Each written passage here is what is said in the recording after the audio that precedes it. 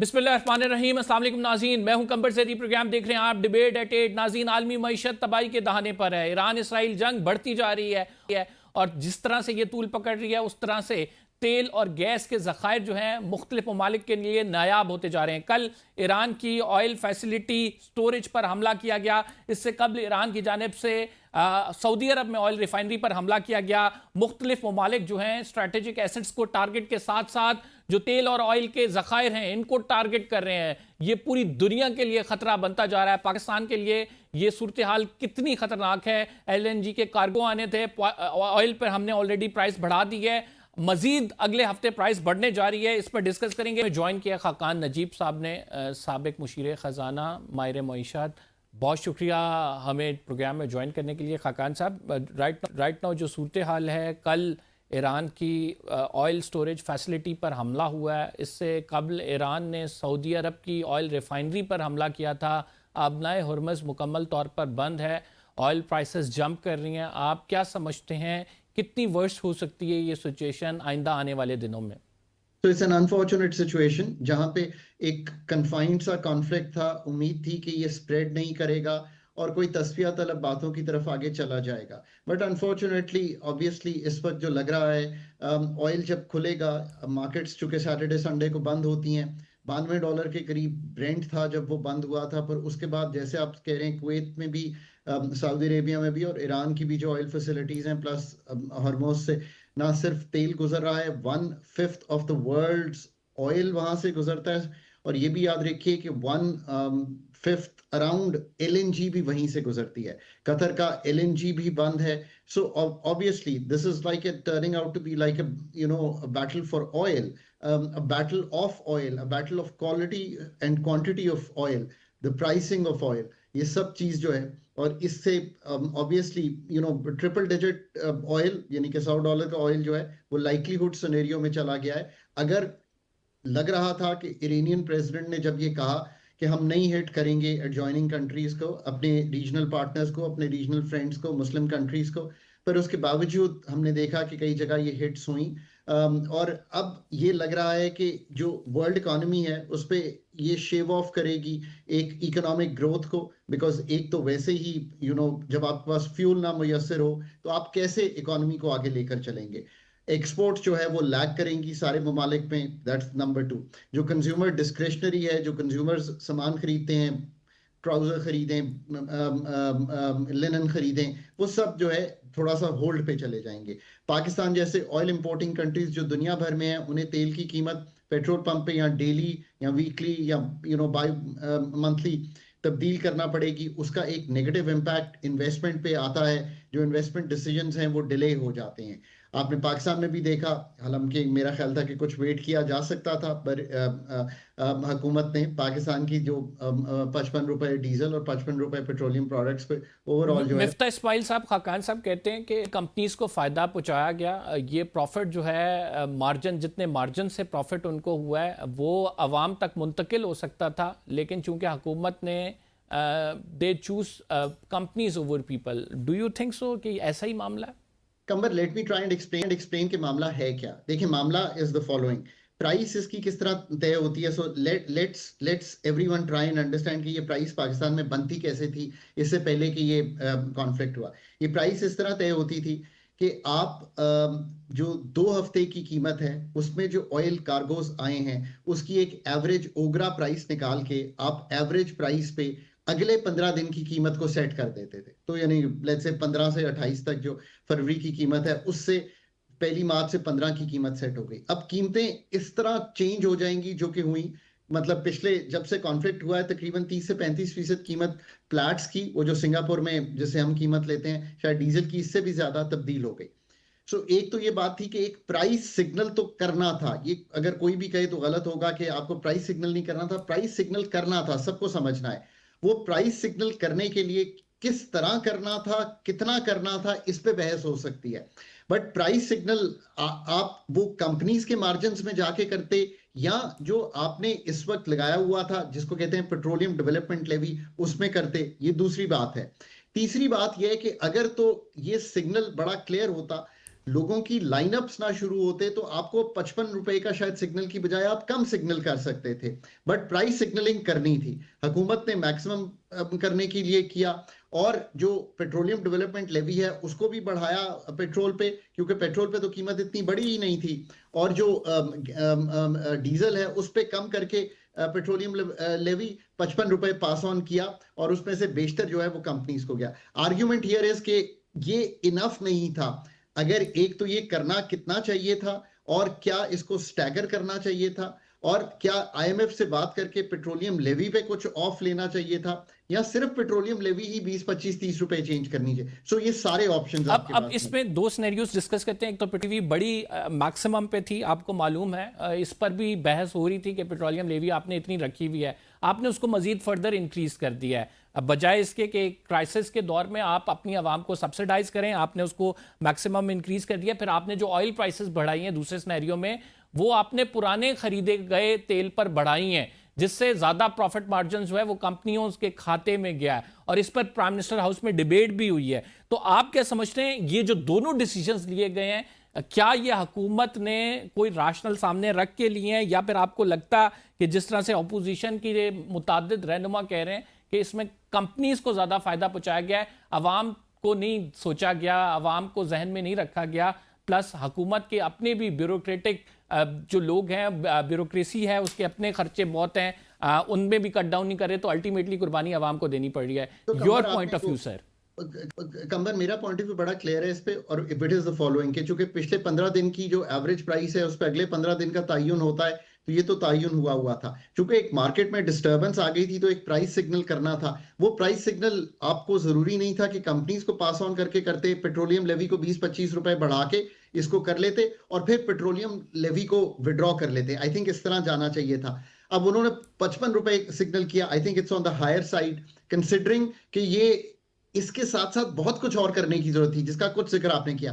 देखिए, ये सिग्नल बेहतर इस तरह होता कि आप 4 डे वर्क वीक पे चले जाते, तो आपने अगर 20 25 30 या 55 रुपए ही चले पास ऑन कर दिया था, तो जो 5वें दिन का मोटर बाइक का खर्चा था वो कंबर को बच जाता, बिकॉज कंबर अगर गाड़ी या मोटर बाइक पे आ रहे हैं तो 5वें दिन तो उनको छुट्टी हो जाती। फिर इसके साथ साथ स्कूल्स जो हैं वो मेरा ख्याल है मंडे से ऑफ ले लेने चाहिए थे। आगे 2 हफ्ते बाद ईद भी आ जानी है, उसकी छुट्टियां इससे अगले हफ्ते में थी। आपको समर वेकेशन जो है वो पहले ले लेनी चाहिए थी। फिर जो दूसरी बात है मोबिलिटी मैनेजमेंट, जिसका थोड़ा सा जिक्र आपने किया, क्या इसका मतलब यह है कि जो कोटास थे ना पेट्रोल के डीजल के, वो कट कर देने चाहिए थे? क्यों कट कर देने चाहिए थे? आप ह्यूमन बिहेवियर इन्फ्लुएंस करना चाह रहे थे, कार पूलिंग में मूव करना चाह रहे थे, और आप ये चाह रहे थे कि पब्लिक जो डिस्क्रेशनरी ट्रैवल करती है उसको भी तोड़ दे। सो ये साथ करना चाहिए था। फिर जो पब्लिक को इन्फॉर्म करना चाहिए था कि हम अब एक मैनेजमेंट करने जा रहे हैं जिसको मैं हमेशा कहता हूं एनर्जी एफिशिएंसी की मैनेजमेंट। उसका मतलब ये था, कोविड के दौर में हमने ये बहुत की थी, कि क्या प्रोटोकॉल्स हैं जो पब्लिक बिल्डिंग्स पे, क्या प्रोटोकॉल्स हैं पब्लिक एरियाज पे, ट्रांसपोर्ट पे, क्या अप्लाई होंगे, प्राइवेट सेक्टर पे क्या प्रोटोकॉल्स हैं। इसका मतलब क्या है? हमने मसलन कोविड में, मुझे याद है ये चूंकि पर्चे हमने लिखे थे बैठ के, कि आप एक बत्ती जलाएंगे, अगली स्ट्रीट लाइट ऑफ लेंगे। क्यों? क्योंकि जब शाम को आप रैंप अप करते हैं अपनी प्रोडक्शन को, जब पीक आती है पाकिस्तान में, तो आप diesel, petrol, fossil fuels, LNG इस्तेमाल कर रहे होते हैं रैंप अप करने के लिए। जरूर थोड़ा सा पानी भी पॉन्डिंग में करते हैं। सो उस रैंप अप से बचने के लिए आपको ये करना चाहिए था। खान साहब, very valuable suggestions, but still the war is going on, और अगले हफ्ते फिर हुकूमत ने प्राइसेस चेंज करनी है। What measures they can take right now कि अवाम तक ये जो बोझ मुंतकिल हो रहा है, मतलब वन कैन इमेजिन कि किस तरह से 55 रुपए लीटर का जो बम्प गिराया गया, ये आम आदमी के जो जिंदगी है, जो गरीब आदमी है, वो कहां जाएगा? तो किस तरह से हुकूमत ये मैनेज करेगी? क्या देख रहे हैं आप हालात? जिसकी 5 प्रपोजल का एक फ्रेमवर्क इसमें मैंने कमर लिखा भी है और आपके सामने भी रख दिया है। ये जब कर जाएंगे तो जो आपके जखायर इस वक्त अगर 23-24 दिन के हैं, वो आपके स्ट्रेच कर जाएंगे, और होपफुली बाय दैट टाइम कोई सिग्नल तस्वीर का वॉर पे अगर आ जाता है तो you can ride this time out. और आखिर में बात यह है कि फंड से डिस्कस कर लें। 118 अरब रुपए तकरीबन माहाना की बुनियाद पर कलेक्ट होगी आपकी petroleum levy on the average yearly. So उसमें से अगर कुछ ऑफ लेने की गुंजाइश आप 50-55 अरब की तय कर लें, this is not a subsidy. ये जो टैक्स है जो इस पे लगा हुआ है उसको थोड़ा सा एडजस्ट करके अपने खर्चे, जैसे मैंने कहा, आप अपने खर्चे अगर कम करते हैं तो आप उधर से एक्सपेंडिचर कट्स, थोड़ा डेवलपमेंट पे भी देख सकते हैं, खर्चा इतना होना ही नहीं है अब, थोड़ा जारी खर्चात पे, ये डिस्क्रेशनरी पेट्रोल कोटास पे, लाइट्स पे, ओवरऑल प्रोटोकॉल्स पे, उससे क्या होगा कि आपका कुछ बचत हो जाएगी। वो 55 अरब आप फंड को कहेंगे ये हमने बचा लिया है, इस 55 अरब को हम यूज करना चाहते हैं, लेवी जो है वो अगले महीने एडजस्ट कर लें या अगले हफ्ते में एडजस्ट जी कर जाएं और आपको थोड़ी राइज ना दे। ये जी मैं इसलिए कहता हूं कि खाकान साहब, एक इन्फ्लेशन। इस सारे तनाजे में अब जाहिर बात है कि अब नए हुरमुस जब तक बंद रहेगी तब तक हमें ये फेस करना है। एलएनजी का भी हमें अब जो है कार्गो आने थे वो नहीं आए हैं।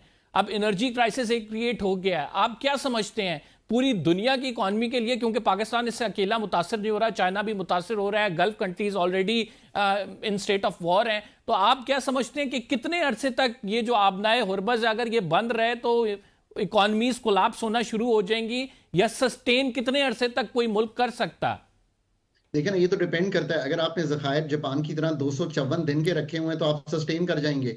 So lesson for the countries is कि इस तरह की आजकल की जो जिसे कहेंगे जियो पॉलिटिक्स है, उसमें आपको जो अपने बफर्स हैं, चाहे वो फॉरेन एक्सचेंज के हों चाहे वो ऑयल रिजर्व्स के हों, अगर आप इतने ऑयल डिपेंडेंट हैं जैसे पाकिस्तान जैसे ममालिक हैं, उनको मतलब 28 दिन के रिजर्व्स पे तो आप बिल्ड नहीं कर सकते इकोनॉमी को। ये मैंने कोविड के टाइम में भी कंबर बड़ा क्लियर किया था कि रिजर्व्स एटलीस्ट पाकिस्तान को 2 से 3 माह के रखने चाहिए। वक्त गुजर जाता है, बात खत्म हो जाती है, जो फायर फाइटिंग का टाइम है उसमें ये सारी गुफ्तगू होती है। फिर पाकिस्तान में क्या नहीं है? पानी नहीं है, सूरज नहीं है, हवा नहीं है, कोल रिजर्व्स नहीं है, ये चारों मौजूद हैं। आपने अपनी इकोनॉमी को बिल्ड ही क्यों किया कि एक इंपोर्टेड एनर्जी सिस्टम पे 18-20 अरब डॉलर के इंपोर्ट पे आपने एक इकोनॉमी का सारा बर्डन बिल्ड किया है। इस बर्डन को अगले 3 से 5 साल में कैसे आपने, जिसको मैं कहता हूं just energy transition, not too expensive energy transition towards a balanced green growth, ये सब काम करने हैं। बट अगर एक छोटा सा मेजर अथॉरिटीज ये समझ नहीं पा रही कि कीमतें बढ़ाना is not reform, it's not a bold measure either, उसका इम्पैक्ट किस तरह आपने बेयर करवाना है लोगों पर, उसका डिमांड एफिशिएंसी का फ्रेमवर्क अगर साथ रख देते तो ये शायद बोझ ही ना पड़ता लोगों पे। और फिर जिस तरह पाकिस्तान ने सिटीज को बिल्ड किया है, जिसमें आज भी हम कहते हैं कि मोटर बाइक्स, और पाकिस्तान में ये एक स्पेशल फिनोमेना है कि बहुत मोटर बाइक्स चलते हैं। क्यों? क्योंकि ये लोअर इनकम और लोअर जी मिडिल इनकम के जो लोग हैं वो इस्तेमाल करते हैं। सो पब्लिक ट्रांसपोर्ट कहाँ गई? और सिटीज को सही। डिफरेंट तरीके से पब्लिक ट्रांसपोर्ट पे, फ्लाईओवर्स पे नहीं, नीचे के ये जो आप अंडरग्राउंड बिल्ड करते हैं इस पे नहीं, इसको बिल्ड करना है हाई क्वालिटी पब्लिक मोबिलिटी पे। हाई तो क्वालिटी ये पब्लिक है सारी मोबिलिटी चीज। पे बिल्ड करना है। खाकान नजीब साहब हमारे साथ मौजूद थे, अपनी कर रहे थे वेरी वैल्यूएबल सजेशंस जो उनकी जानिब से दी गई हैं। देखते हैं हुकूमत इनकॉर्पोरेट करती है या नहीं। प्रोग्राम में एक छोटा सा ब्रेक लेंगे। We will be right back after this short break. आप कहीं मत जाइएगा।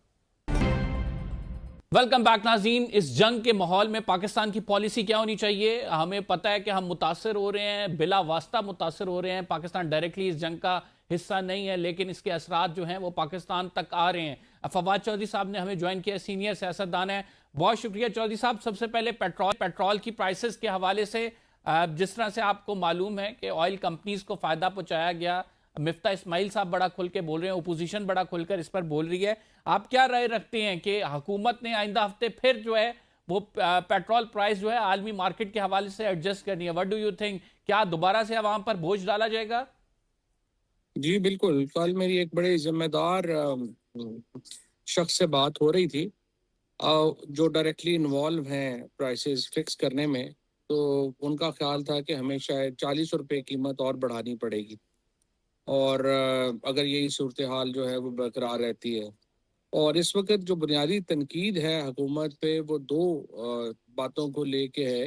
एक तो ये है कि एक हफ्ता पहले आपने प्राइस बढ़ा दी, 55 रुपये बढ़ा दी, और इसका फ़ायदा आपने ऑयल मार्केटिंग कंपनीज को दिया जिन्होंने सस्ता तेल लेके रखा हुआ था। तो अरबों रुपए का फ़ायदा ऑयल मार्केटिंग कंपनीज ने उठाया है। अब जाहिर है कि लोग समझते हैं कि ये जानबूझ के फ़ायदा दिया गया है। और दूसरा क्रिटिसिज्म ये है कि जब आप अवाम के ऊपर इतना बड़ा बोझ डाल रहे हैं तो वज़ीर आज़म, उनकी काबीना, जजेस, जर्नल्स, सूबाई काबीना, ये लोग जो है सरकारी ब्यूरोक्रेसी, इन लोगों ने क्या कुर्बानी दी है?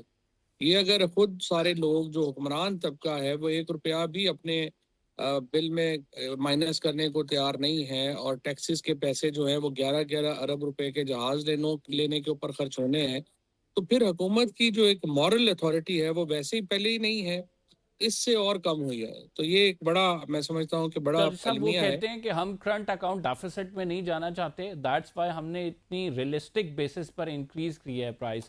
ये सारा जंग का लोड आना था, अगर ये लोड जो है वो हुकूमत बर्दाश्त करे तो हम तजारती खसारे में भी चले जाते हैं, हम जो हमारी मीशत ऑलरेडी स्ट्रांग नहीं है हम इसको बेयर नहीं कर सकते हैं। नहीं, ये बात तो हुकूमत की बिल्कुल सही है कि तेल की आपका जो करंट अकाउंट डेफिसिट है वो नहीं बढ़ना चाहिए। लेकिन आप देखें ना, जिस दिन आप ये कर रहे हैं कि आप तेल की कीमत बढ़ा रहे हैं, उसी दिन आप जो है कोई 1 अरब रुपए से आप पैसा लगा दे रहे हैं कोयटा में सुप्रीम कोर्ट की एक नई बिल्डिंग बनाने के लिए। उसी उससे एक हफ्ता पहले आप 11 अरब रुपए का जहाज ले रही है पंजाब गवर्नमेंट। आप 32 करोड़ रुपया उसका जो है वो अखराजात के लिए अप्रूव कर रहे हैं। उसके बाद जो सरकारी मिनिस्टर्स हैं उनके लिए आपने 30 करोड़ रुपए की गाड़ियां इंपोर्ट की करने का कह दिया। सिर्फ मरियम नवाज ने जो अभी अपनी बॉम्ब प्रूफ गाड़ी BMW खरीदी है, वही तकरीबन 28 करोड़ रुपए की है कहा जा रहा है, जिसके ऊपर हुकूमत ने कोई वर्जन देना मुनासिब भी नहीं समझा। और ये जो सारी अल्ले तल्ले हैं, देखे ना, अगर मैं आपसे कुर्बानी मांग रहा हूँ तो फिर मेरा भी तो ये फर्ज है ना कि मैं खुद भी तो कुछ कुर्बानी दूं। तो हुकूमत का करंट अकाउंट डेफिसिट का जो ख्याल है उसको बिल्कुल सामने रखते हुए, लेकिन जब तक आप ये अपने मामलात ठीक नहीं करते और अपनी कुर्बानी नहीं देते, उस वक्त तक आप कैसे जो है इसको सर मैनेज वाई करेंगे? Government always prefer companies over people. Miftah साहब भी यही बात कर रहे हैं कि अगर वो आपने फ़ायदा पहुंचाना है तो वो अवाम को पहुंचाने के बजाय आप कंपनीज को हमेशा प्रेफर करते हैं। ये ऐसे ही है, ये ऐसे ही है, क्योंकि ज्यादातर जो कंपनीज हैं उनके साथ डायरेक्ट इंटरेस्ट इन्वॉल्व हैं, वो फंडिंग्स भी करते हैं, वो चीज़ें भी करते हैं। और यही माफिया है एक्चुअली, जो कि ऑयल का माफिया है, फिर हमारे यहाँ बिजनेस काउंसिल्स का माफिया है, FPCCI का माफिया है। ये सारे एक्चुअली पाकिस्तान की तो इकोनॉमी सेठ इकोनॉमी है, सेठ पाकिस्तान की इकोनॉमी रन करते हैं। और वो हुकूमत से मिलके, चूंकि हुकूमत भी अब सेठों के पास ही है, तो ये मिलके एक पाकिस्तान के अवाम को, और जाहिर है कि आपने रोज ही देखा होगा, सबसे बड़ी प्रॉब्लम यह है कि सिलेक्शन चोरी होने के नतीजे में जो पाकिस्तान के अवाम की हैसियत है वो बिल्कुल जीरो हो गई है। हुकूमत ये समझती है, और हुकूमत करने वाला क्लब सारा ये समझता है कि अवाम की कोई हैसियत और औकात नहीं है, और हम हर चीज़ डंडे से जो है वो करा सकते हैं, और हम करा लेंगे। सो ये जो सोच है, इसके ऊपर पूरा मुल्क इस वक्त खड़ा है, और आप देखते हैं ये सोच कितनी देर प्रिवेल करती है। अब फवाद चौधरी साहब, ईरान को देखें तो बड़ा क्रिटिकल जंक्चर भी है पाकिस्तान के लिए। उसकी वजूहत ये हैं कि पाकिस्तान का जो स्ट्रैटेजिक पार्टनर है वो सऊदी अरब है, पाकिस्तान के दोस्ताना ताल्लुकात ईरान से हमने एक बैलेंस करना है। तो आप क्या समझते हैं, पाकिस्तान इसको अफेक्टिवली एक बैलेंस पॉलिसी के तहत लेकर चल रहा है और आगे क्या मुश्किलात आ सकती हैं इसमें? नहीं, अभी तक तो मेरा ख्याल है कि क्रेडिट देना चाहिए पाकिस्तान के फॉरेन मिनिस्टर को, पाकिस्तान की फॉरेन पॉलिसी को। अभी तक तो सच्ची बात यह है कि पाकिस्तान बड़ा अच्छा बैलेंस लेके चला है।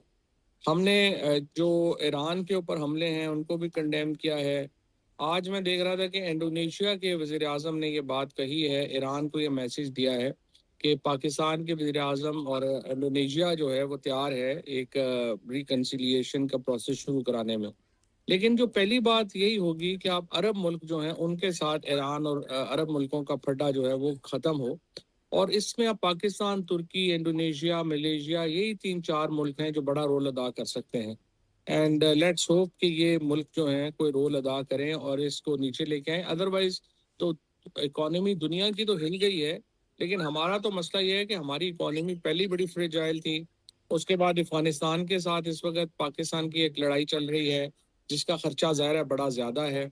और अभी पाकिस्तान की जो मईशत है उसको तो बहुत बड़े चैलेंजेस दरपेश हैं। तो ऐसे में सर, जिस मिडिल क्लास की आप बात करते हैं हमेशा से कि मिडिल क्लास तबका जो है वो दब रहा है, उसको नुकसान उठाना पड़ रहा है, talking about the crisis in the country and the international crisis as well, what do you think, what would be the policy of the government? के क्या करना चाहिए हुकूमत को, किस तरह से इन क्राइसिस से निकलना चाहिए, किस तरह से बेहतरी की तरफ जाना चाहिए, कब तक ये आवाम बोझ सहती रहेगी? देखिए, हमें तो कोशिश यही करनी होगी ना कि ये जो इन द शॉर्ट रन तो यही है कि ये लड़ाई किसी तरीके से ख़त्म हो और शुरू हो अरबों में और ईरान में एक गुफ्तगू से, ताकि ये जो फौरी तौर के ऊपर एक जो मामला है ये हल हो। क्योंकि देखें, ये जो 55 रुपए आपने तेल बढ़ाई है और अभी 30-40 रुपए अगर आपने अगले हफ्ते बढ़ा दी, तो उसका डायरेक्ट इम्पैक्ट क्या होगा आपके यहाँ जो सब्जियां हैं, गोश्त है, आपकी जो रोजमर्रा की चीजें हैं, वो बिल्कुल नई उसकी जो कीमतें हैं वो आसमान पे पहुंच जाएंगी और आपकी तो पहले ही कमर टूटी हुई है। सो पाकिस्तान किसी रिलीफ देने की पोजीशन में भी नहीं है इस वक्त हुकूमत, और अरबों से जो पैसा आना था वो भी अब आता हुआ नहीं लग रहा। तो पाकिस्तान की जो मुआशी मुश्किलात हैं वो तो बहुत बढ़ जाएंगी। सो हमारा इंटरेस्ट तो यही है कि इस वक्त पूरी कोशिश करके हम ईरान में और अरबों में कुछ गुफ्तगू शुरू कराए, ताकि ये बात फिर आगे जो है वो अमेरिका तक भी पहुंच सके। ईरान, जाहिर है कि जो इस वक्त हमें नहीं पता कि इसराइल का, आज उन्होंने कहा है कि सेकंड फेज हमारा शुरू हो गया है। नाउ सेकंड फेज का क्या मतलब है, ये कितनी देर चलना है, और उसके बाद थर्ड फेज आना है या क्या आना है, और उसका क्या मतलब है। तो अगर ईरान में खाना जंगी शुरू होगी तो पाकिस्तान जैसे मुल्कों के लिए तो बहुत बड़ा एक चैलेंज खड़ा हो जाएगा, जिसको फिलहाल हमारी हुकूमत को कोई क्लू नहीं है कि कैसे निपटना है। हमारी हुकूमत तो अभी तक तमाम तर पुरानी पॉलिसीज ही लेके चल रही है, सियासी मुखालफों को तुम दो, पकड़ लो, मार लो, लोगों को जो है वो और बोझ डाल दो टैक्स का। हमारी हुकूमत की पॉलिसी में तो कोई अर्जेंसी या कोई ऐसी चीज नजर नहीं आती, जो बड़ी एक फिक्रमंदी वाली बात है। ये अभी भी जो है वो GHQ हमला केस का फैसला आया, जिसमें 10-10 सजाएं जो हैं वो PTI की तकरीबन जो तमाम बड़ी लीडरशिप थी इसको दे दी गई हैं। तो ऐसे माहौल में फ़ैसले भी आ रहे हैं, और जो आपने नेशनल डायलॉग कमेटी बनाई थी उस पर भी आगे पेशरफ नहीं हो रही। ओपोजिशन का तो अभी नामो निशान, या इमरान खान साहब के हवाले से खबरें भी चूँकि इंटरनेशनल इतनी बड़ी न्यूज़ चल रही है तो वो दब गई हुई हैं। तो क्या बनेगा ऐसे में ओपोजिशन का, इमरान खान साहब की मूवमेंट का, और प्लस जो फासले आ रहे हैं इसके हवाले से क्या राय है आपकी? नहीं, वो तो देखिए ना, तरीके इंसाफ में इमरान खान ने ऐसे लोग लगाए जिनकी जिनके पास कोई नैरेटिव बयान करने की सलाहियत ही नहीं है, ना ही कोई तंजीमी तौर के ऊपर वो कोई कर सकते थे। अब पहले अली अमीन गंडापुर के बाद अब सोहेल अफरीदी जो है वो बहुत बड़ा फेलियर साबित हो रहे हैं, और अनफॉर्चुनेटली वो भी कुछ नहीं कर पा रहे। और जो इस वक्त बाकी जो पंजाब में तो ज़्यादा लीडरशिप है ही नहीं, सारे KP को ही देख रहे थे। सो तहरीक इंसाफ का अपना भी बहुत बड़ा कसूर है आज जहाँ पे इमरान खान की सिचुएशन पहुंची है, उसमें तो कोई दो राय नहीं है। लेकिन इसके बावजूद ये है कि जो सेंटीमेंट है वो इमरान खान के साथ है, और जो लोग इस वक्त हुकूमत में हैं वो समझते हैं कि नहीं, हम तहरीक इंसाफ को या इन लोगों को मजीद सजाएं दे के, मजीद करके, और इसकी जरूरत भी इस वक्त नहीं है। लेकिन आपने सबको पहले 30-30 साल सजाएं तो दी हुई हैं, इस वक्त आप क्या नया करना चाहेंगे, क्या नया अचीवमेंट आप कर लेंगे कि आप इमरान खान को इसमें और कैसे जो है वो, और क्या आपने लोगों के साथ करना है। तो मेरा ख्याल है हुकूमत का हर पॉलिसी जो है वो अवाम की तौहीन पर मबनी है। कंटेम्प्ट ऑफ द पीपल जो है वो इस हुकूमत का पॉलिसी का एक इंटेग्रल हिस्सा है, और वो रोजाना कुछ ना कुछ ऐसा काम करना चाहते हैं जिससे लोगों को तौहीन महसूस हो और लोगों को लगे कि हमारी कोई हैसियत नहीं है। और अनफॉर्चुनेटली ये एक बुनियादी इस वक्त पॉलिसी है इस हुकूमत। Thank you very much Fawad Chaudhry साहब नाज़रीन हमारे साथ मौजूद थे, अपनी कर रहे थे प्रोग्राम में। एक छोटा सा ब्रेक लेंगे, we will be right back after this short break, आप कहीं मत जाइएगा। वेलकम बैक नाज़रीन, हमें ज्वाइन किया दिफाई तजियाकार खालिद चिश्ती साहब ने, बहुत शुक्रिया खालिद साहब हमें प्रोग्राम में ज्वाइन करने के लिए। जंग तो मजीद बढ़े जा रही है, और ईरान की जानिब से एक स्टेटमेंट आई थी कि वो खलीजी ममालिक पे हमले नहीं करेगा, लेकिन कल देखा गया कि खलीजी ममालिक पे हमले किए गए, और साथ ईरान पर जो हमला किया गया है इसराइल की जानिब से, वो उनकी ऑयल स्टोरेज फैसिलिटी पे। इसका मतलब ये है कि हम आइंदा आने वाले दिनों में ये तनाज़ा मजीद शिद्दत इख्तियार करेगा और इसे बढ़ता हुआ देखेंगे। जी, बहुत शुक्रिया आपने इनवाइट किया। जी बिल्कुल ऐसा ही लग रहा है कि क्योंकि इंटेंसिटी बढ़ती जा रही है, खास तौर पर अमेरिका और इजराइल के दिमाग में या जहनों में फ्रस्ट्रेशन बढ़ती जा रही है इंटेंसिटी की बजाय। क्योंकि कमर साहब आप देखिए कि बुनियादी तौर पर बहुत ज्यादा ओवर एस्टिमेट किया हुआ था अमेरिका ने और इजराइल ने अपनी माइटी पावर को। अमेरिका ने कहा था हम इनविंसिबल हैं, इनवनरेबल हैं, हम चंद घंटों में ये कर देंगे वो कर देंगे, और वो आपने देखा कि वो कुछ भी नहीं हो सका। अभी 8 दिन हो गए, ऐसा मुल्क जो जाहिर है मिलिट्री सैंक्शंस के अंदर है, पिछले 47 सालों में मिलिट्री हार्डवेयर ना होने के बराबर है, तो उससे सरप्राइज दिया हुआ है। जो आप बात कर रहे हैं कि इन्होंने जो स्ट्राइक करना शुरू किया है, आई एम श्योर उनके पास क्रेडिबल इंफॉर्मेशन होगी। उन्होंने तो देखिए कंडीशन अटैच की थी कि अगर आपके एयरबेसिस से हम पर एक वॉर एफर्ट जनरेट नहीं होती तो हम आपको हमला नहीं करेंगे। और बहुत स्मार्ट मूव की थी। कल मैं बड़ा अप्रिशिएट कर रहा था, जितने चैनल पर मैं गया तो मैं बड़ा हैरान था पॉजिटिवली कि ईरान ने बहुत स्मार्ट मूव की है कि तमाम अरब मुल्कों से माफी कर मांग ली है और कहा है कि हम आपको नहीं कुछ कहेंगे अगर आइंदा आप हमारे साथ ना करें तो। ये बहुत स्मार्ट मूव थी, क्योंकि जाहिर है एक एलिमेंट ऑफ डिस्कम्फर्ट और एक ट्रस्ट डेफिसिट तो हो रहा था, और बहुत ज्यादा उन्होंने मैसेज भी दे दिया रीच करके। उन्होंने बहुत सिंबॉलिक फायरिंग की थी पहले, उन्होंने इससे पहले बहुत ज्यादा मैसिव डिस्ट्रक्शन नहीं की मिडिल ईस्ट में, और ये बताना ही मकसद था कि अगर आप पार्टिसिपेट करेंगे हमारे मुखालिफ तो हम हिट बैक करेंगे आपको। तो एक अमेरिका और इजराइल तो अपने ऑब्जेक्टिव पता नहीं कब दिखा पाएंगे। कोई वॉर ट्रॉफी ईरान ने हासिल करना शुरू कर दिया। स्टेट ऑफ हॉर्मुज़ देखिए ऑलमोस्ट उनका कंट्रोल है। अरब मुल्कों को उन्होंने डिनाई करके एक मैसेज दे दिया कि हम आपको अब इसे हिट करेंगे अगर आप वो करेंगे। तो I think over a period of time देखा जाए तो इजराइल और अमेरिका की मैं परफॉर्मेंस देखूं तो उनकी मिथ टूट रही है, और ईरान हैरानकुन तौर पर अभी तक सस्टेन कर रहा है, क्योंकि अमेरिका और इजराइल ने देखिए बहुत बड़े बड़े ऑब्जेक्टिव दिखाने हैं। उन्होंने कहा था हम रजीम चेंज करेंगे, फुट ऑन ग्राउंड करेंगे, कुर्दों को एंटर कर देंगे, न्यूक्लियर साइट तबाह कर देंगे, नेवी को खत्म कर देंगे, एयरफोर्स एलिमिनेट कर देंगे। उनके तो गोल बहुत बड़े हैं। ईरान का एक गोल है, ईरान ने सर्वाइव करना है। ईरान ने अपने आप को खालिद साहब, व्हाट डू यू थिंक कि कितना लंबा अरसे तक ईरान सरवाइव कर सकता है? बिकॉज इट्स नॉट इजी, एक बहुत मुश्किल वॉर है। इसराइल और अमेरिका बहुत बड़ी ताकतें हैं और मुसलसल बमबारी हो रही है। अब तो उनकी जो ऑयल स्टोरेज फैसिलिटीज़ हैं, जो वो एरियाज़ हैं जो दुखती नब्स कहलाती है, उस पर टारगेट कर रहे हैं। तो डू यू थिंक सो कि एक लंबे अरसे तक ईरान कैपेबल है कि वो इसको सस्टेन करेगा? नहीं, देखिए सस्टेन का मतलब थोड़ा सा सस्टेन की क्लैरिफिकेशन हम ये कर लें कि उसने उस तरह तो जंग लड़नी नहीं है। उसने उस वक्त तक लड़नी है जब तक पब्लिक प्रेशर ना बिल्ड हो जाए, चाहे अमेरिका और इजराइल के अंदर अपने लोगों का, या ग्लोबल प्राइस इतनी चली जाए ऑयल की, वो इतनी कॉस्ट ज्यादा चढ़ी जाए कि लोग प्रेसिडेंट ट्रम्प को और ज्यादा बुरा भला कहना शुरू करें या उनके खिलाफ हों, या एक हाइप क्रिएट हो जाए लोगों के दिनों में। देखिए अमेरिकन टैक्स पेयर तक तो खामोश रहता है कि हमने टैक्स दिया हुआ है, आप जंग कर लें। लेकिन जिस दिन अमेरिकियों को ये पता लगा कि अब ये जो सेंट या डॉलर मैं फ्यूल की वजह से दे रहा हूं वो ईरान जंग की वजह से है।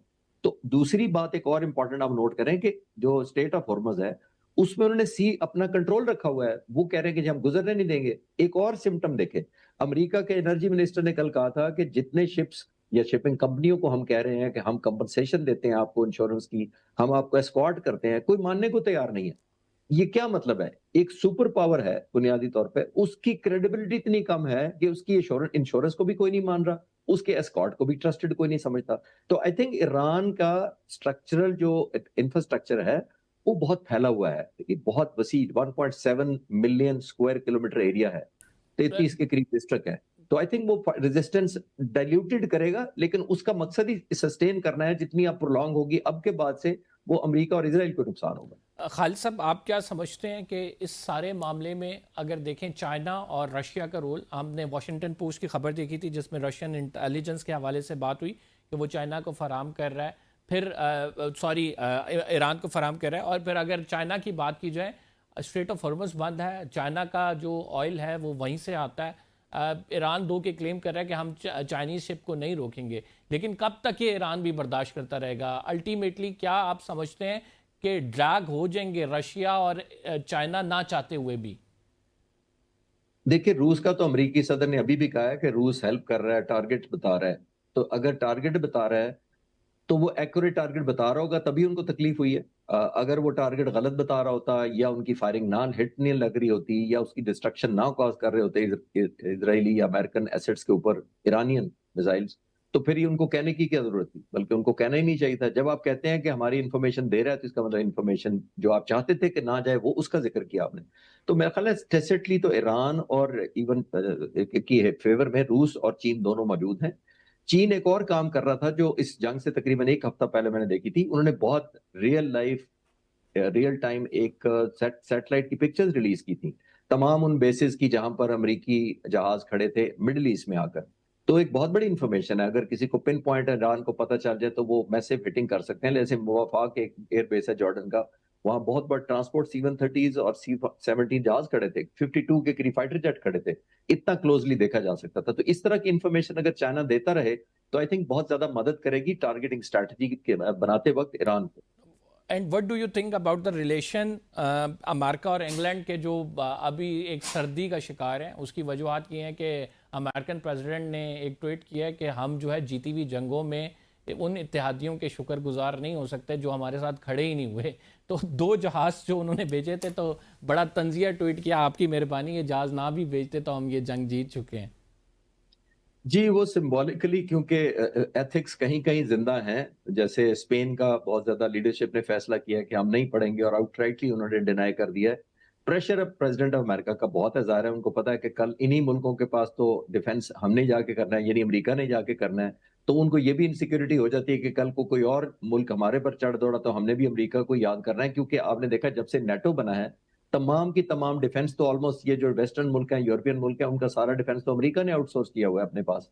तो जब इतना कुछ किया हुआ है तो शायद वो प्रेशर में जल्दी आ जाते हैं। इंग्लैंड ने भी थोड़ा सा प्रेशर लेने की कोशिश की, फिर वो फेयरफील्ड बेस अपना हवाले कर दिया है, चाहे वो 2 बेसिस के लिए किया, लेकिन सिंबॉलिकली सही, लेकिन काउंट तो वो होंगे ना कि उन्होंने मिलिट्री में कंट्रीब्यूशन शुरू कर दी है। लेकिन प्रेशर काम कर रहा है अमेरिकी सदर का। एक और चीज नोट करें कि एलिमेंट ऑफ रिस्क, रोजाना की बुनियाद पर प्रेसिडेंट ट्रंप अपने गोल पोस्ट बदल रहे हैं। आप अगर क्रिकेट खेलते हो तो विकेटों को अगर बॉल ना लगी हो तो विकेटें नहीं आप हटाते, दूसरी जगह शिफ्ट करते हैं, आप बॉलिंग बेहतर करते हैं। तो अमेरिकी प्रेसिडेंट को ये भी हुआ है। नेतन्याहू इस वक्त जर्मनी और मेरा ख्याल है ग्रीस के दौरे पर निकले हुए हैं। जंग के दौरान कौन सा प्राइम मिनिस्टर है जो दूसरे मुल्कों के दौरे करता है? इसका मतलब है कुछ अनप्लेजेंट चीजें हो रही हैं जो उनको फेवर नहीं कर। ठीक, बहुत बहुत शुक्रिया। हमारे साथ खालिद साहब मौजूद थे। एक और स्टोरी की तरफ बढ़ेंगे। पाकिस्तान में प्रॉपर्टी के हवाले से बड़ी बड़ी कंपनियां बनाई जाती हैं और उनमें फिर लोगों के साथ फ्रॉड किया जाता है। इस फ्रॉड होने के बाद नैब में केसेस चलते रहते हैं, लंबी लंबी तारीखें पड़ जाती हैं, एक्यूज को फ़ायदा पहुंचाया जाता है, लोगों की जमा पूंजी डूब जाती है और लोग बेचारे मारे मारे फिरते हैं। इस मुल्क के इस निज़ाम के हवाले से एक स्टोरी आपको बताएंगे। हमें ज्वाइन किया है ताहिर नसीर साहब ने, सीनियर साफ़ी हैं। ताहिर साहब, बहुत शुक्रिया। पाकिस्तान में जिस तरह से प्रॉपर्टी की कंपनियां बनाई जाती हैं, वो फ्रॉड होते हैं, ये सबके सामने है। एक और निजी कंपनी जो ब्लू एरिया में था, जिसका ऑफिस स्क्वायर 9 के नाम से, उस कंपनी ने लोगों के साथ फ्रॉड किया। अब वो केस नैब में चल रहा है, उसकी क्या तफसीलात हैं और मुतासरीन जो हैं उनको अभी तक कोई मुआवजा नहीं मिला है, तो हुकूमत इस पर कोई एक्शन लेती है या नहीं लेती? बहुत शुक्रिया कमर जैदी साहब। देखिए, पाकिस्तान में ना हमेशा से ख्वाब बेचे जा रहे हैं। ये जिस कंपनी की आपने बात की, स्क्वायर 9 इंटरनेशनल, ये कंपनी थी, वलीद मलिक इसका ऑनर था और कमोबेश 6.5 बिलियन का इन्होंने स्केम किया है। और इस स्केम में आपके हमारे बहुत से रिटायर्ड आर्मी ऑफिसर्स भी मौजूद हैं, फिर बहुत सी ऐसी आर्मी के जो शहदा है उनकी बेवा खवातीन, उन्होंने यहाँ पे इन्वेस्टमेंट की थी। क्योंकि जब ये लोग कोई ऑफिस बनाते हैं या कोई कंपनी बनाते हैं तो उसके बाद ये बड़े बड़े ऑफिस रेंट पे लेते हैं, गनमैन्स किराए पे लेते हैं, बड़ी बड़ी गाड़ियां ये रेंट पे लेते हैं और उसके बाद ये मार्केट में कूद पड़ते हैं। गो के इनके पास इनका ना तो कोई फिजिकल प्रोजेक्ट होता है, ये इनका जो नौसरबाजी का तरीका है वो बहुत डिफरेंट है। ये कोई भी स्पेस देखते हैं, वहां पे ज्वाइंट वेंचर करते हैं, ज्वाइंट वेंचर करने के बाद ये इन्वेस्टमेंट प्लान लॉन्च कर देते हैं और उसके बाद होता यह है कि ये सोशल मीडिया के ऊपर एडवर्टीजमेंट करते हैं। आपको मालूम है कि सोशल मीडिया आपका टिकटॉक हो गया, इंस्टा हो गया, फेसबुक हो गया, यूट्यूब हो गया, यहाँ पे बूस्ट लगाए जाते हैं। बूस्ट लगाने के बाद इनकी जो टारगेट मार्केट होती है, ये जो इस तरह के प्रॉपर्टी के प्रोजेक्ट्स आते हैं, इनकी हमेशा से रही टारगेट मार्केट ये ओवरसीज पाकिस्तानी रहे या रिटायर्ड ऑफिसर्स रहे। क्योंकि ख्वाब बेचने में जब ख्वाब बिकते हैं तो इनके पास पैसे, ताहिर नसीर साहब, जो लोग होते हैं वो इनके झांसे में आ जाते हैं। फिर उसके बाद जब ये केस चलता है नैब में, तो हम ये देखते हैं कि नैब में राइट नाउ केस गया हुआ है, लेकिन लंबी लंबी तारीखें पड़ रही हैं इसकी, और इसमें जो बज़ाहिर दिखाई दे रहा है वो कोई मामला हल होता हुआ दिखाई नहीं दे रहा। आपके पास इस हवाले से क्या इतलात है? देखिए, नैब में ऑलरेडी बहुत बड़ी तादाद में फैक्ट्रीज ने एप्लीकेशंस दी, प्रोटेस्ट भी हुए, लेकिन अभी तक वो फाइल जो है उसको, क्योंकि जो वलीद मलिक है ना स्क्वायर 9 इंटरनेशनल का, जिस तरह बहरिया टाउन के मलिक रियाज कहते थे कि वो अपनी फाइल को पहिए लगा देते हैं, तो वलीद मलिक ने ऐसे पहिए लगा दिए हैं कि वो फाइल हिलजुल नहीं कर रही। जो फैक्ट्रीज है वो प्रोटेस्ट भी करते हैं, ऑफिस के दरवाजे भी खटखटाते हैं, लेकिन अभी तक ना तो किसी का क्लेम अप्रूव हुआ, ना ही किसी को पैसे मिले। गो के वलीद मलिक के खिलाफ रावलपिंडी इस्लामाबाद में मुख्तलिफ थानों में मुतअद्दिद मुकदमात भी दर्ज हैं, उनमें वो प्रोक्लेम्ड ऑफेंडर भी है, लेकिन इसके बावजूद वो धड़ल्ले से घूम रहा है, क्योंकि उसको मालूम है कि पाकिस्तान में जब तक पैसा फेंकता रहेगा उसको कोई हाथ नहीं लगाएगा। और मुबैना तौर पर हमें जो इत्तला मौसूल हुई है कि स्केयर 9 इंटरनेशनल के हवाले से जो रेफरेंस, तो अभी क्या, अभी जो इंक्वायरी है वो भी इंक्वायरी सर खाने की नजर हो रही है, क्योंकि जो दरखास्त गुजार है वो इतनी बड़ी तादाद में है, वो जाके नैब के ऑफिस में वो थक चुके। अब जो डिप्टी चेयरमैन नैब आए हैं सुहेल नासिर साहब, उनकी जानिब से ये मालूम हुआ है कि वो जो इस तरह के स्कीम्स हैं उनके हवाले से उन्होंने एक वर्कआउट मुकम्मल किया, और बहुत जल्द, क्योंकि अब लोगों की एक आस, एक उम्मीद सामने आ चुकी है कि डिप्टी चेयरमैन नैब जो है सुहेल नासिर साहब ऐसे जो स्कीमर्स हैं इनके खिलाफ तादीबी कार्रवाई करने जा रहे हैं। और बहुत जल्द उम्मीद जो है कि सुहेल नासिर साहब जब तक नैब में रहेंगे तो ये जो स्केयर 9 के इफेक्टिव हैं इनको बहुत जल्द पैसे भी रिफंड होना शुरू हो जाएंगे, लेकिन इनको अभी तक कुछ भी पैसे इफेक्टिव को नहीं मिले। उनकी जिंदगी भर की वो जमा पूंजी वलीद मलिक लेके भागा हुआ है। बहुत शुक्रिया नाज़रीन, ताहिर नसीर साहब हमारे साथ मौजूद थे प्रोग्राम में। फिलहाल इतना ही। कंबर ज़ैदी को इजाज़त दीजिए, अल्लाह ने के बाद।